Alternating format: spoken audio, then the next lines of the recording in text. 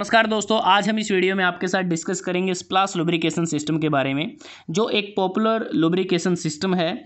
यह सिस्टम कैसे काम करता है और इस सिस्टम की एप्लीकेशन क्या है। स्प्लाश लुब्रिकेशन सिस्टम का प्रयोग हम वर्टिकल इंजन जो क्लोज्ड क्रैंक केस के साथ होते हैं उनमें इस्तेमाल करते हैं। स्मॉल स्टेशनरी 4 स्ट्रोक इंजन में इसका इस्तेमाल किया जाता है। लाइट ड्यूटी इंजन में इसका इस्तेमाल करते हैं। लॉन मोवर इंजन में भी इसका इस्तेमाल किया जाता है। और एक प्रकार से जो स्प्लाश लुब्रिकेशन सिस्टम है यह चीपेस्ट मेथड है लुब्रिकेशन सिस्टम का। तो बात करते हैं कि यह सिस्टम कैसे काम करता है। स्प्लाश लुब्रिकेशन सिस्टम के लिए अगर हम बात करें, हमें एक ऑयल सम्प या रिजर्वायर की ज़रूरत होती है जो हमारा जो सिलेंडर ब्लॉक है उसके बॉटम में लगा होता है, जिसमें हम लुब्रिकेटिंग ऑयल को स्टोर करते हैं। उसके बाद अगर हम देखें, जो सिलेंडर ब्लॉक होता है इसके ये जो बॉटम पोर्शन होता है ये क्रैंक केस होता है। एक प्रकार से केसिंग या हाउसिंग होती है जो क्रैंक शाफ्ट को इसके अंदर रखा जाता है। तो जो यहाँ पर अगर आप देखें इस डायग्राम में, जो सम्प या रिजर्वायर है इसमें लुब्रिकेटिंग ऑयल है। उसके बाद ऑयल स्ट्रेनर लगाया गया है ताकि फिल्ट्रेशन की जाए लुब्रिकेटिंग ऑयल की, किसी प्रकार की इम्प्योरिटीज़ आगे ना जाए। ऑयल पंप का इस्तेमाल किया जाता है ताकि डिज़ायर्ड प्रेशर पर रिजर्वायर से जो लुब्रिकेटिंग ऑयल है उसको मूविंग पार्ट तक ले जाया जा सके।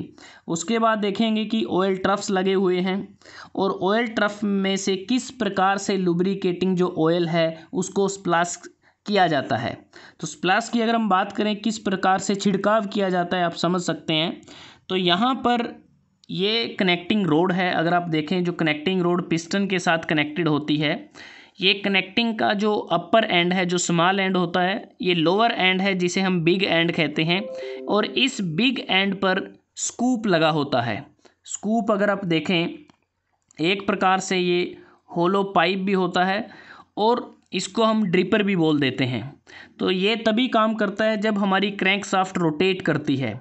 और यहाँ पर आप देख सकते हैं कि जो क्रैंक शाफ्ट है, ये क्रैंक शाफ्ट है जिसके साथ ये पिस्टन की अरेंजमेंट की गई है और ये कनेक्टिंग रोड है।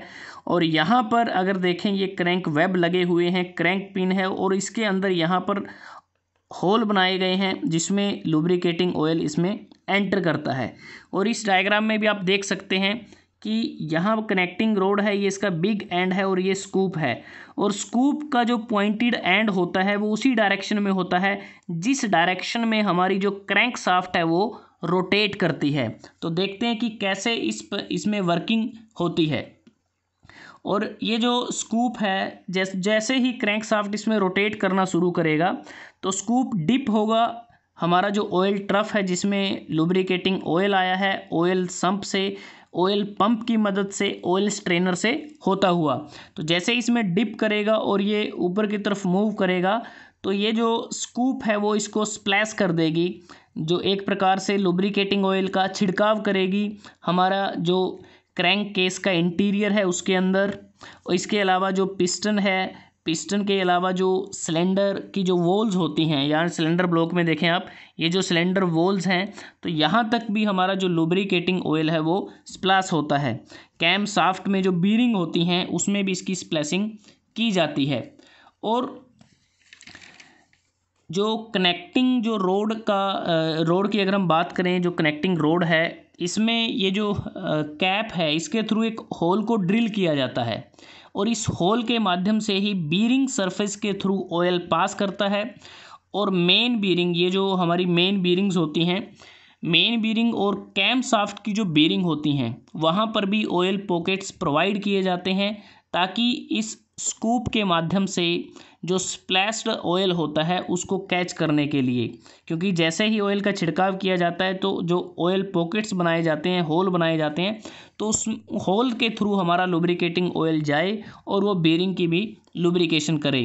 और ऑयल पॉकेट से ड्रिल होल के थ्रू ऑयल बीरिंग में एंटर करता है। और जैसे ही ये हमारा स्प्लैशिंग होने के बाद हमारी लुब्रिकेशन हो जाती है और उसके बाद जो ऑयल होता है या जो सरप्लस ऑयल होता है वह जो सिलेंडर होता है, क्योंकि पिस्टन सिलेंडर में होता है, और वो सिलेंडर से फिर वो ड्रिप होता है क्रैंक केस में।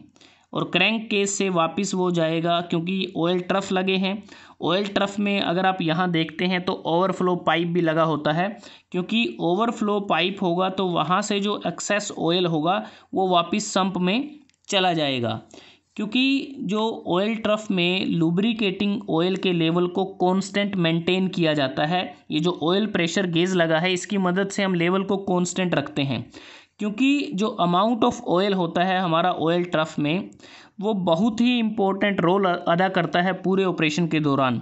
अगर हमारा सफिशिएंट ऑयल हम ना यूज़ करें तो उससे क्या होगा कि हमारा जो क्रिटिकल कंपोनेंट होते हैं इंजन के, उसमें वियर होने के चांसेस बढ़ जाएंगे। दूसरी बात, अगर हम ज़्यादा लुब्रिकेटिंग ऑयल का यूज़ करते हैं उससे हमारा एक्सेसिव लुब्रिकेशन होगा और जिसके कारण हाइड्रोलिक लॉक हो सकता है, यह भी एक प्रॉब्लम है। इसलिए हमें जो लेवल होता है उसको कांस्टेंट मेंटेन करना पड़ता है, और ताकि हमारी जो मेंटेनेंस है वो अच्छी तरह से हो सके। उसके बाद जो लुब्रिकेटिंग जो ऑयल है उसको हमें फ़िल्टर करना होता है रेगुलरली, और जब हमारी रिक्वायरमेंट के अनुसार जो लेवल ऑफ जो ऑयल होता है कम हो जाता है उसको फिर से हमें ज़रूरत के अनुसार उसको फिल करना पड़ता है। तो इन चीज़ों का भी हमें ध्यान रखना होता है। उसके बाद अगर हम बात करें कि इसकी कुछ लिमिटेशन भी हैं, ये जो स्प्लाश लुब्रिकेशन सिस्टम है इसकी लिमिटेशन क्या है कि जो ये जो सिलेंडर वॉल होती हैं, तो सिलेंडर वॉल के अगेंस्ट जो ऑयल स्प्लैश किया जाता है तो उसको रेगुलेट करना थोड़ा सा इसमें मुश्किल रहता है। दूसरी प्रॉब्लम ये होती है कि हमारा जो पिस्टन का जो हेड होता है उसको लुब्रिकेट करने के बाद लुब्रिकेटिंग जो ऑयल है उसको वापस जाने में दिक्कत होती है। दिक्कत क्या है कि कई बार ऐसा होता है कि पिस्टन हेड की तरफ जाने के बाद हमारा जो लुब्रिकेटिंग जो ऑयल है वो सिलेंडर हेड में चला जाता है, जो पिस्टन से ऊपर का पोर्शन है कंबस्शन चैम्बर में, और कंबस्शन चैम्बर में प्रवेश करने के बाद वह फ्यूल के साथ बर्न हो जाता है, और बर्न होने के साथ एग्जॉस्ट गैसेस के साथ एग्जॉस्ट वाल्व के माध्यम से डिस्चार्ज हो जाता है। तो इसी कारण हमें जो लेवल है उसको मेंटेन करने के लिए फिर से ऑयल को हमें भरना पड़ता है, उसकी जो लेवल है उसको मेंटेन करना पड़ता है। तो दोस्तों आज हमने इस वीडियो में आपके साथ डिस्कस किया स्प्लाश लुब्रिकेशन सिस्टम के बारे में। अगर आपको ये वीडियो अच्छा लगा आप इसको लाइक कर सकते हैं, शेयर कर सकते हैं अपने दोस्तों के साथ, स्टूडेंट्स के साथ, और चैनल को सब्सक्राइब करना ना भूलें। जल्दी हाजिर होते हैं एक नए वीडियो के साथ, तब तक के लिए धन्यवाद। आपका दिन शुभ रहे।